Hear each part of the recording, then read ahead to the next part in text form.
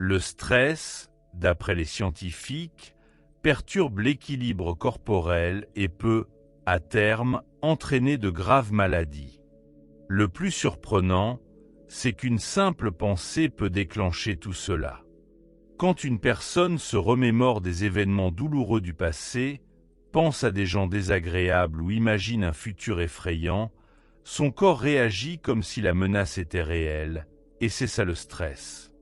Nous nous mettons littéralement dans un état qui détruit notre organisme par nos pensées. Si les pensées peuvent nous rendre malades, peuvent-elles nous rendre en bonne santé? Absolument, oui.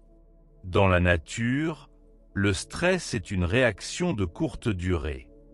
Par exemple, si un cerf est poursuivi par des coyotes et qu'il s'échappe, 1 minute plus tard, il broude de nouveau tranquillement.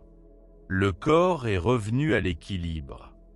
Le stress est une déviation de l'homéostasie, de l'équilibre, mais la réaction au stress est conçue pour ramener rapidement le corps à la normale. Dans le monde moderne, c'est différent. Ce n'est pas un prédateur à l'entrée d'une grotte, c'est votre collègue qui appuie quotidiennement sur vos boutons émotionnels. Ce sont vos pensées infinies sur les dettes, les relations, les évaluations. Si la réaction au stress s'active et ne s'éteint pas, le corps entre en mode d'anxiété constante et c'est le début du chemin vers la maladie. Aucun organisme n'est capable de fonctionner longtemps en mode d'urgence. Selon des études, à l'âge de 35 ans, 95% de la personnalité d'une personne est constituée d'habitudes, de réactions automatiques, de schémas émotionnels, de pensées et de chaînes comportementales. Tout cela est comme un programme qui se lance seul et gère la vie. Quand une personne dit « Je veux être en bonne santé »,« Je veux être heureux »,« Je veux être libre », ces mots viennent de 5% de sa conscience. Mais le corps vit selon un programme subconscient complètement différent, où le passé et le stress dominent. Une habitude est une connaissance automatisée du corps que l'esprit ne contrôle plus. Vous l'avez fait tant de fois que le corps agit seul, en pilote automatique. Le matin, au réveil, la plupart des gens retournent immédiatement à leurs pensées passées. Ils se souviennent de leurs problèmes, de leurs tâches, des rancunes envers les gens. Chaque souvenir n'est pas juste une image, c'est une émotion ancrée dans le corps. Et une émotion est une trace d'une expérience passée. Quand une personne se souvient d'événements, le sentiment de douleur, d'anxiété, de tristesse lui revient. Ainsi commence une nouvelle journée avec des pensées qui mènent aux mêmes émotions, aux mêmes décisions, aux mêmes actions et, finalement, aux mêmes résultats. Si vous croyez que vos pensées façonnent votre destin, il est important de réaliser que chaque sentiment que vous éprouvez est le résultat de votre pensée. Cela signifie que si vous pensez encore et encore au passé, vous continuez à vivre dans le passé.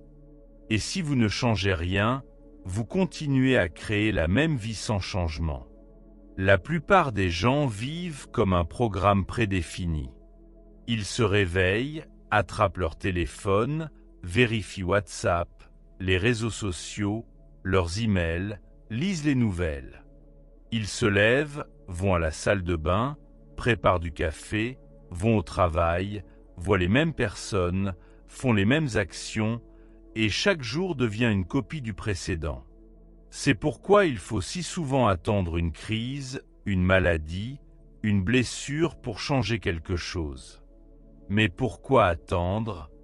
Vous pouvez commencer dès maintenant. Quand vous vous sentez rempli, vous devenez une source d'abondance.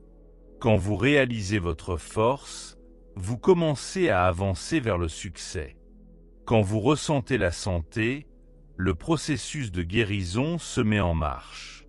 Quand vous commencez à vous aimer et à aimer votre vie, vous devenez la cause et non la conséquence. C'est là le choix de vivre en victime ou en créateur. La victime dit « Je ressens cela à cause de ce qu'ils, elles ou ils ont fait. Ces circonstances m'ont forcé à penser comme ça. Alors que le Créateur dit « Je choisis consciemment quoi penser et quoi ressentir ». C'est alors que vous cessez de donner le pouvoir à l'extérieur et que vous le récupérez. Vous devenez l'architecte de votre réalité. Si vous n'avez pas de vision claire de l'avenir, vous vivez de souvenirs, ce qui signifie que l'avenir devient la prolongation du passé. Et chaque nouveau jour n'est pas un pas en avant, mais juste un replay. Vous déclenchez les mêmes réactions chimiques dans le corps, vous drainez l'énergie dans le passé, et le corps vit une vie automatique. Par exemple, 8 heures du matin, embouteillage. Vous êtes irrité, comme d'habitude. 11 heures du matin.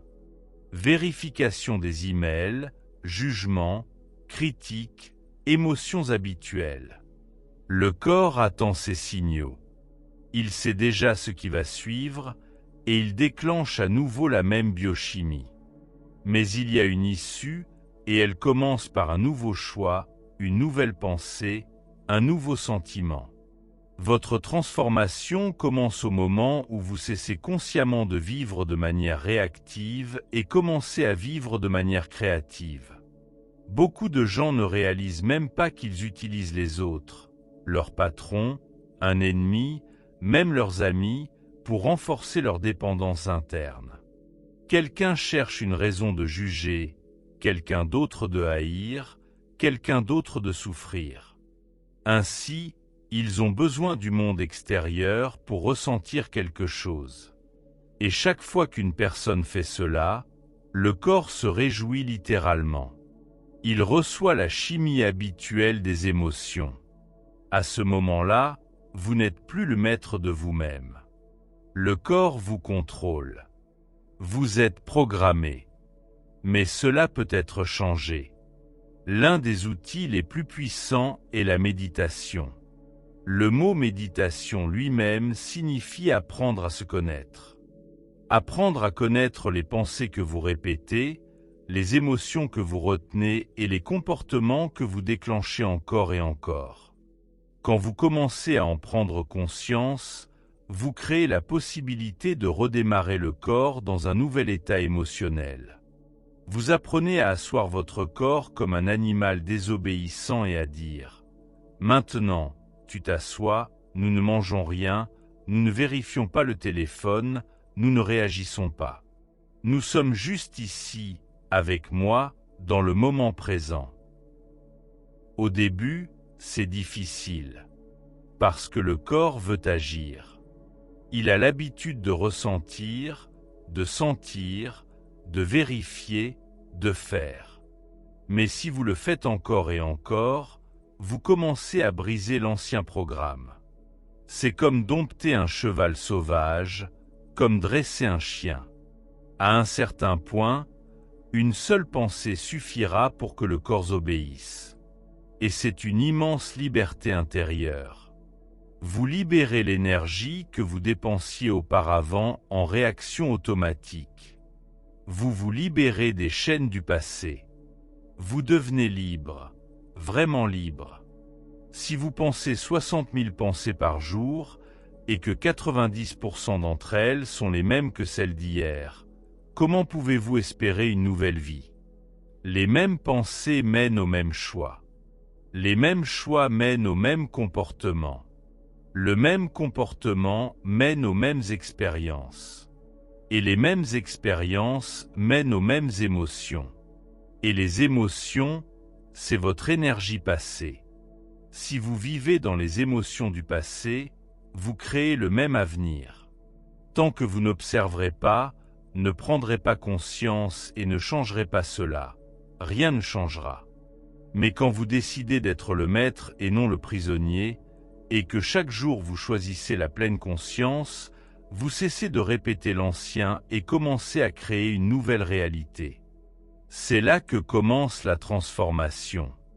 N'attendez pas que quoi que ce soit change dans votre vie. Pour devenir plus conscient, vous devez commencer à vous observer. Comment pensez-vous? Comment réagissez-vous? Quelles émotions choisissez-vous chaque jour? C'est comme le jardinage. Si vous voulez cultiver quelque chose de nouveau, vous ne jetez pas simplement des graines dans une vieille terre envahie par les mauvaises herbes. Vous retirez d'abord les mauvaises herbes, vous déterrez les racines du passé, vous nettoyez l'espace des vieilles réactions et croyances dépassées. Vous libérez le sol pour que de nouvelles pousses, de nouvelles pensées, de nouvelles actions, de nouvelles émotions puissent apparaître. Ce n'est qu'après avoir nettoyé l'ancien que vous pourrez planter et cultiver votre nouveau moi. Cela signifie briser les anciennes connexions neuronales, rompre les boucles d'habitude qui vous retiennent dans le passé, et créer en vous un nouvel état qui deviendra votre nouvelle réalité. Vous apprenez littéralement à votre corps à oublier les vieilles émotions et à l'introduire dans un nouvel état à travers de nouveaux sentiments. Par exemple, l'inspiration, la gratitude, la joie, l'intégrité. C'est ça, le chemin vers une véritable transformation. Si vous pensez de la même manière, ressentez de la même manière et agissez de la même manière, vous créez la même personnalité. Et une vieille personnalité ne peut créer qu'une vieille vie.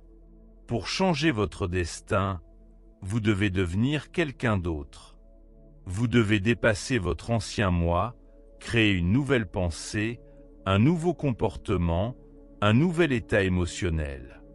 Pour sortir de l'état de stress chronique, il faut d'abord comprendre que le stress n'est pas ce qui vous arrive, mais comment vous y réagissez.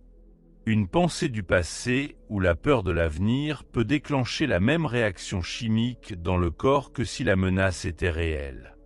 Tout commence par la prise de conscience.